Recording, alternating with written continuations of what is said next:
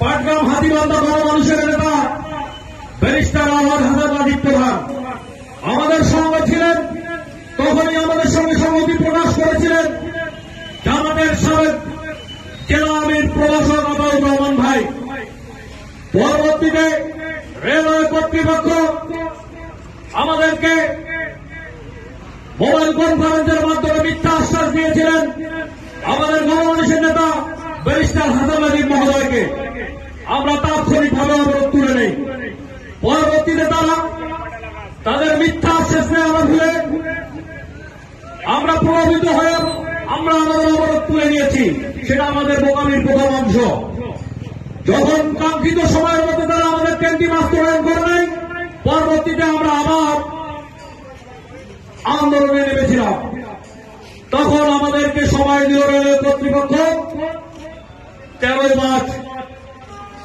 তখন সেদিন আমাদের মাঝে উপস্থিত ছিল পাটগ্রাম উপজেলা পাটগ্রাম পৌর বিএনপির বিপ্লবী সভাপতি জননন্দিত জননেতা মোস্তফা সালাউদ্দিন ভাই।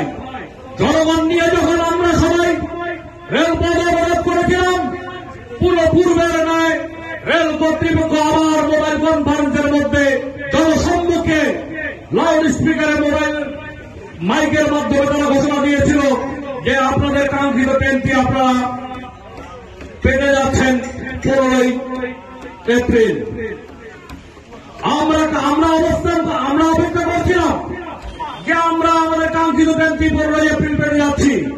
যখন আমরা 14 এপ্রিল যোগাযোগ করি, তারা স্পষ্ট ভাষায় আমাদেরকে জানিয়ে দেয় যে এটা শুধু কথার কথা ছিল, এটা আমাদের ভিতরের কথা নয়, এটা আমাদের কোন সিদ্ধান্ত নয়।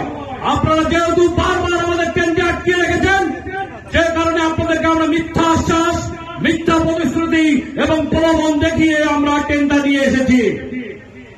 অত্যন্ত দুঃখ এবং পরিতাপের বিষয়, বারবার এই রেলওয়ে কর্তৃপক্ষ যাদেরকে মোটর মালিক সমিতি মোটা তাজা করণের ওষুধ খাইয়ে তাদেরকে মোটা তাজাকরণ করতেছে, তাদের মাধ্যমে তারা আমাদেরকে বারবার আমাদের কাঙ্ক্ষিত ট্রেনটি থেকে আমাদেরকে প্রতারিত করছে। আর কোন মিথ্যা আশ্বাস, মিথ্যা প্রলোভনে আমরা ভুলব না। আমরা গত 14 এপ্রিলে তাৎক্ষণিকভাবে সাংবাদিকদের মাধ্যমে সংবাদ সম্মেলন করেছিলাম। সংবাদ সম্মেলন করে আমরা বলেছিলাম যে আগামী 19 এপ্রিলের মধ্যে যদি কাঙ্ক্ষিত ট্রেনটি বাস্তবায়ন না হয়, তাহলে আমরা 21 এপ্রিল থেকে রেলপথ অবরোধ করব। আমরা কর্মসূচি ঘোষণা করার সময় আমাদের মাঝে উপস্থিত ছিলেন বর্তমান বাংলাদেশ জামাতে ইসলামের পৌর শাখার আমির শ্রেয় ছোট ভাই সোহেল রানা। আমাদেরকে